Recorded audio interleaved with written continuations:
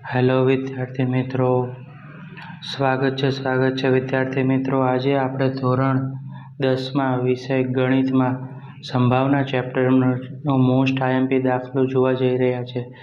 જે આ દાખલો છે તે તમારી માર્ચ 2023માં બોર્ડની એક્ઝામમાં પૂછાઈ ગયો હતો। તો આ દાખલો હવે આપણે આજે સોલ્વ કરીશું। આ દાખલો છે 52 પત્તાનો।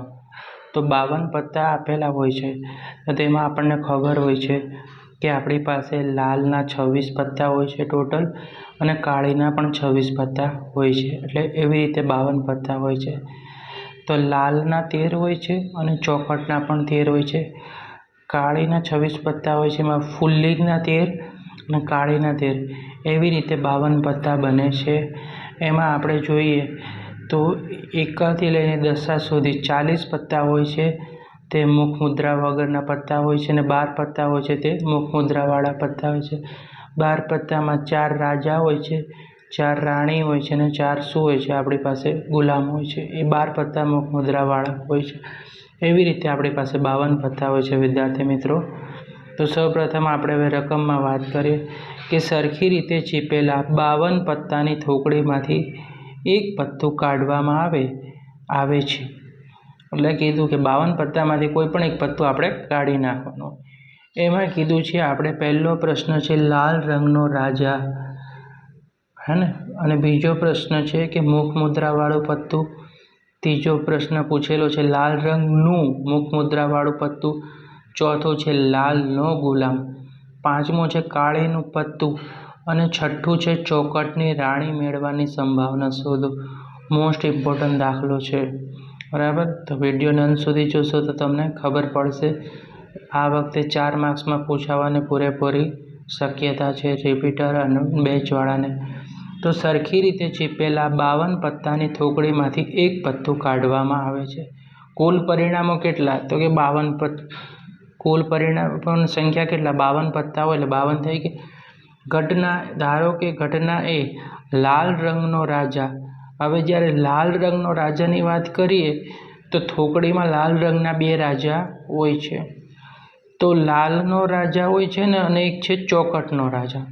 તમે પત્તા જોયા હશે તો તમને વિદ્યાર્થી મિત્રો ખબર હોય કે લાલ રંગનો રાજા હોય અને એક ચોકટનો રાજા। તો ઘટના એને સાનુકૂળ પરિણામોની સંખ્યા કેટલી? 2। તો પી ઓફ એ સાનુકૂળ પરિણામ 2 અને કુલ પરિણામ કેટલા? 52। તો પી ઓફ એ 2/52। હવે આપણે જોઈએ તો 2 એકા 2 અને 26 દુ 52, તો 2 કેન્સલ થશે। તો જવાબ શું આવશે વિદ્યાર્થી મિત્રો? 1/26। ઓકે। હવે બીજો પ્રશ્નની તરફ જઈએ કે મુખ મુદ્રાવાળું પત્તું। તો આપણને ખબર છે કે મુખ મુદ્રાવાળા થોકડીમાં 12 પત્તા હોય છે। ધારો કે ઘટના બી મુખ મુદ્રાવાળું પત્તું મળે છે। થોકડીમાં મુખ મુદ્રાવાળા પત્તા 12 હોય છે, જેમાં 4 રાજા હોય છે, 4 રાણી હોય છે, અને 4 ગુલામ। તો ઘટના બીને સાનુકૂળ પરિણામોની સંખ્યા કેટલી? 12 છે। તો પી ઓફ બી બરાબર 12/52। તો 12 છે તો કઈ રીતે કરશું? 3 ચોકું 12 અને 13/52નું સોલ્યુશન 13 ચોકું 52, 4 4 કેન્સલ કરો તો જવાબ શું આવે? બરાબર 3/13। ત્રીજો સવાલ છે આપણી પાસે કે લાલ રંગનું મુખ મુદ્રાવાળું પત્તું। તો ધારો કે ઘટના સી લાલ રંગનું મુખ મુદ્રાવાળું પત્તું છે।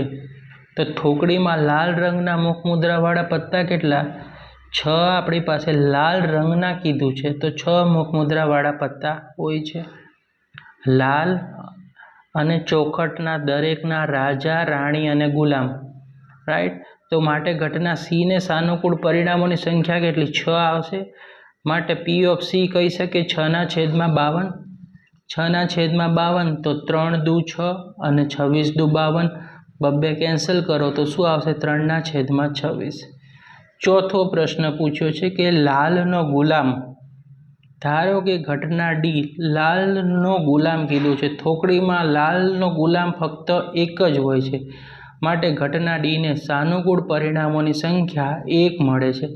લાલનો ગુલામ કીધો છે તો 1 જ આવે થોકડીમાં, બરાબર। પી ઓફ ડી 1/52। હવે કીધું છે કાળીનું પત્તું। ધારો કે ઘટના ઈ કાળીનું પત્તું મળે છે। થોકડીમાં કાળીના કેટલા પત્તા હોય છે? 13 પત્તા હોય છે.